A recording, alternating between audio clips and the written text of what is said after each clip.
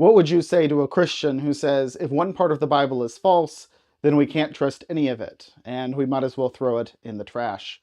A commenter asked that on the last video of me, and my answer is a bit nuanced, but it comes down to three different parts. First, that's not how we treat other books. So let's look at a book like this. This is How to Stay Alive in the Woods by Bradford and Gere, and this was published in the 1950s originally. And there are aspects of it that are no doubt out of date. You can probably get a little bit more up-to-date information by getting a more modern book. However, if I am on a plane that crashes in the middle of nowhere and I have this in my luggage, do you think that I'm going to come through it and say, well, wait a minute, this isn't quite right. I found a little error. Throw it in the ground! No, I'm not going to do that because that's the best hope that I have, that book that I've just thrown on the ground. And it's a little bit like that with the Bible. If the Bible has a single error in it, why would we throw it all out? That's not how we treat other books. If I come across an error in my car's manual, I don't say, well, I'm just going to wing it with the oil changes. No, I'm going to still trust it on the rest of it because it has proven itself to be reliable on the whole where it's most important. Same thing with a book like this. Maybe there's a typo in this. This is a work of fiction. Do I throw it all out if there's a typo? No. That leads to my second point, though. It depends on the type of error. If a book has an error in some sort of non-critical aspect of it, then it's really not that big of a deal in the end. If a book has an error in its central thesis, then that's a big deal. So, for example, suppose I am reading a book on some sort of fad diet, and they're saying, well, if you just eat 15 lemons a day, raw, for a year, then you will be super fit, and you'll build all this muscle and all this jazz. And then it has a bunch of other information. And I find out that this lemon diet is not a good idea, that my nutritionist says, no, we need to be a little bit more balanced by that. By a little bit, I mean a lot. And that's for a how-to manual. I think that you can benefit a lot more from reading a work of philosophy, for example, that is completely bonkers. But that's another story. But it does depend on the type of error. And in the case of the Bible, if we have an error in some peripheral historical detail, then that doesn't strike me as much of a problem. If we have an error when it comes to the resurrection of Jesus itself, and by that I mean the error is he didn't actually rise from the dead, then go ahead, throw out the rest of the Bible. But even then, it still has historical value. Even then, it still has literary value. Even then, it might still have some religious value. But I'm not going to be a Christian anymore.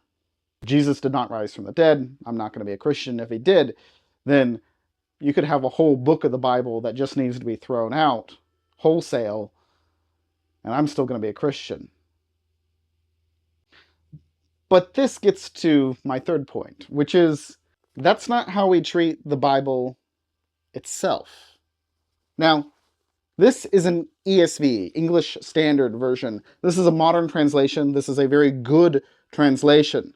The translators themselves would not claim that this is error-free, because there's always going to be costs and benefits when making any kind of translation, and human beings are human beings. They're going to make mistakes. Now, the great thing for us, especially because we live in a world where we have many translations, and if you speak English, you can not only read a bunch of different English translations, but you can read the translation notes for the original languages in a translation like the New English Translation. So we have a lot of advantages here. But it's not error-free. Does that mean that I throw it out? I'd be crazy to, just because of that. Now, as I mentioned in the other video, the transmission of the biblical text in the original languages has been done with a high degree of accuracy. We have a plethora of manuscripts. We can work out what was going on in the original text with a high degree of confidence. What it said in the original Greek, for example, for 1 Corinthians is pretty much what it says in the Greek now today. But even in there, we have little problems that pop up. Where's the ending of Mark, for example? And does that mean that we need to throw out the Bible, this Bible, because of that? No. So we don't treat the Bible like that as Christians either. So we don't treat other books like that. It depends on the kind of error, and we don't treat the Bible like that already. But what this does do, and this is why this is so dangerous, this idea that if there's one error in the Bible, then it's all false, is it sets people up for failure.